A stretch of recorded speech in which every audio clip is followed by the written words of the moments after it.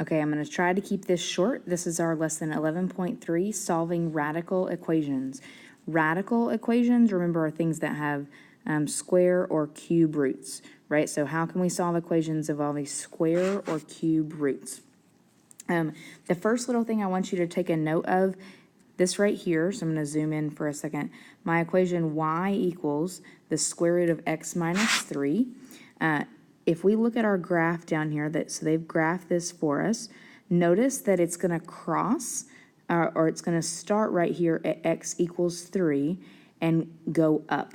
The reason for that is because inside I cannot have a negative number, which means x cannot equal anything less than 3. 3 is going to make it 0, but if I put any number less than 3 in there, it's going to become a negative value. So here I want to say that x has to be greater than or equal to positive 3. Okay, another little example would be if you had like y equals the square root of, we'll say x plus 4. So the value that you plug this in to make it 0 is negative 4. So your domain is x greater than or equal to negative 4. If you don't see that, that's perfectly fine, but hopefully a few of you can kind of catch that pattern so that when we move on to our problems, you'll see where that's going to come into play. All right, so I'm going to do, I think, 3 examples for you. So we're going to solve the equation. When it says check for extraneous solutions are solutions, so you should write this down, that look like they work but don't. And you'll see what I mean when we get there.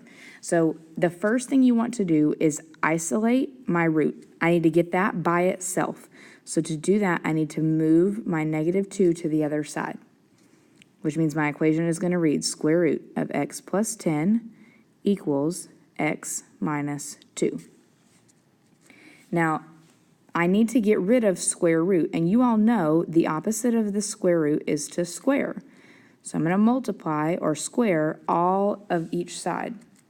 On the left, the square root and the square are going to cancel, and I'm just going to be left with a basic x plus 10. On the right, though, I'm left with this new problem I have to work out, x minus 2 squared. So to work that out, I actually have to multiply what that problem is. So squared means that that set of parentheses is happening twice. So my problem is x plus 10 equals x minus 2, x minus 2. And you all know that that means I'm going to have to FOIL. So I'm going to actually pause the video and take a minute to multiply all of that out. Okay, so that's what I've got. Because there's an x squared, we want to use our calculator. We're going to use our calculator and our table to look for zeros. And remember, before we can do that, we need our equation to equal 0. So that means I'm going to need to move this x to the other side and the 10 to the other side. So let's simplify some things first. First, I'm just going to combine like terms. So I've got x squared minus 4x plus 4.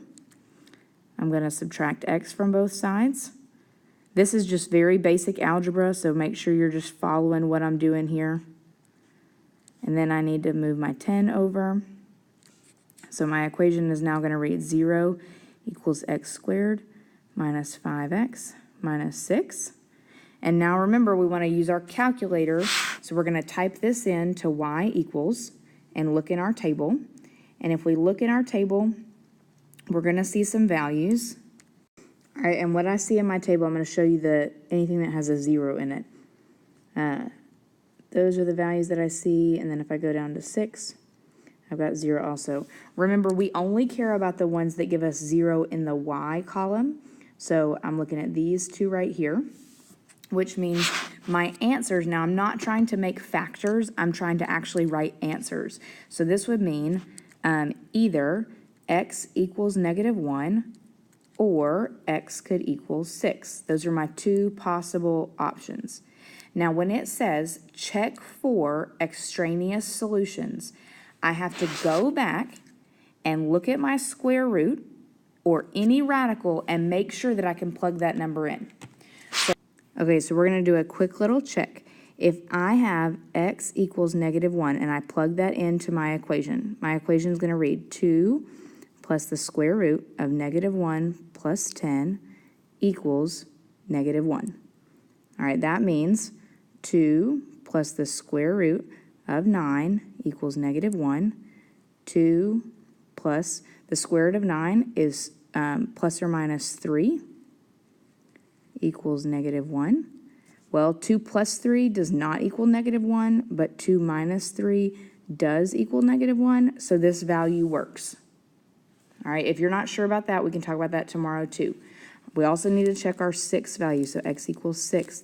I've got 2 plus the square root of 6 plus 10 equals 6. That's 2 plus the square root of 16, which is plus or minus 4. Well, 2 plus 4 does equal 6, so that one also works. So I've got two values here, x equals -1 and also x equals 6. Okay, I may just do one more example for you here. This is our second one. So the first thing we need to do is probably fix the fact that these are written as fractions. Remember, the bottom number is a root, so both of these are telling me that I'm taking the square root. So my problem is going to read the square root of x plus 6 minus the square root of 2x minus 4 equals 0. We're going to want to square both of these, but to do that, we have to have them on opposite sides. So I'm going to move this over, plus the square root of 2x minus 4 to both sides, plus the square root of 2x minus 4. So now my equation is going to read the square root of x plus 6 equals the square root of 2x minus 4. Now, do not freak out on me because you see square roots everywhere. I promise you this is not as bad as it looks. So to undo the square root, just like the last example, we're going to square both sides. And this one's even easier than the last one because square roots and squares cancel each other out. So now my equation is just as simple as x plus 6 equals 2x minus 4. Now to be able to solve that, this is super simple, right? I've just got x's. There's no x squared, so I'm just moving some things around. So I'm going to subtract x from both sides. 6 equals 1x minus 4. I'm going to add 4 to both sides. So that means x is 10. And remember, we just need to check for our extraneous solutions. So I'm going to come over here to check. And I just want to plug it in and make sure that it works. So if I do the square root of 10 plus 6 minus the square root of 2 times 10 minus 4, I want to know, is that going to equal 0? Well, this is the square root of 16, which is the whole number 4. This is 2 times 10 is 20. So square root of 20 minus 4, that's the square root of 16. So minus 4. Does that equal 0? Does 4 minus 4 equal 0? Yes, it does. So that means that my solution does work.